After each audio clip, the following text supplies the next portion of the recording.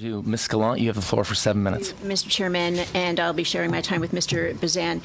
Almost 6 years ago, we had our JPSUs in integrated personnel support centers stand up.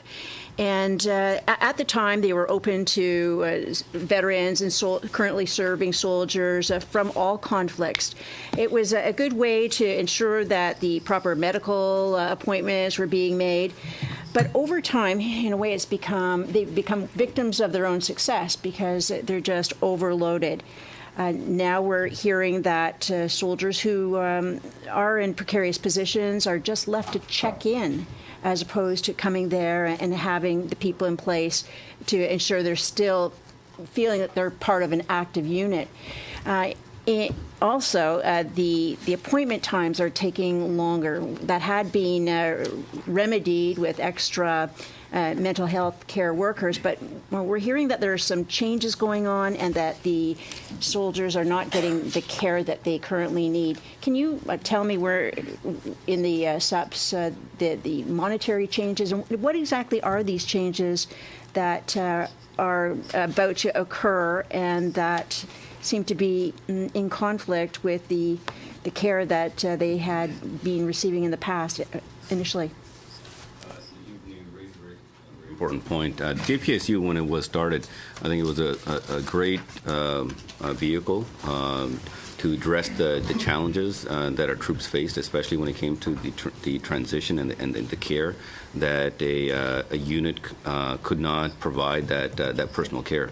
And even though it may not be in the supplements, there is I can assure you, considerable amount of focus being put to not just to JPSU, but the overall context. And we discussed it in broad strokes, the wellness for our troops. JPSU, we are putting some additional resource in terms of the command relationship and making it more robust. But it has to now, as we have learned from it provided a great support. But now, as we have learned from the different type of needs of the troops, from those needs, JPSU also needs to evolve as well to making sure that we stay current for that. So it's going to be more of not just from a monetary sense. We need to make sure that the whole structure is in place and it works well with the how it fits well into the unit, and how it's also going to be transitioning into Veterans Affairs. But there's considerable focus on this, though.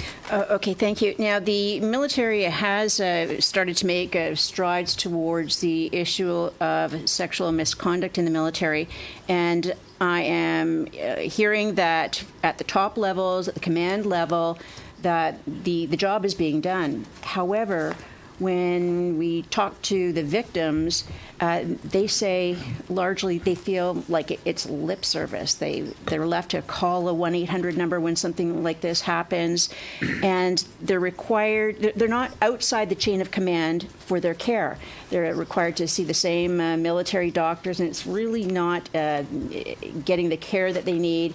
And if it's specialized care, mental health that they need, it's taking up to 5 months to get the very first appointment.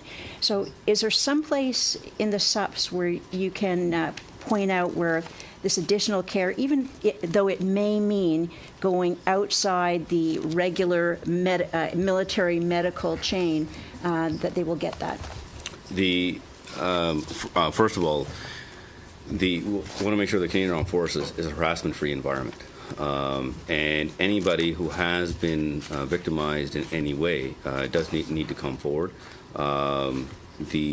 I would say the ruthlessness that the CDS has put to this and making sure the chain of command is fully aware and all commanders, right down to the lowest level, implement this has been passed down.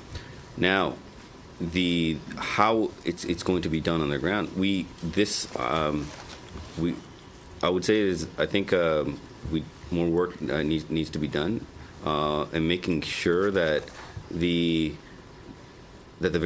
anybody who has been victimized have the confidence in the system and I don't have the exact details of how the system will actually work, but I know that a lot more work that needs to be done. But the main priority is to making sure that we do create a harassment-free environment and making sure that the victims are treated in the respective manner that they deserve.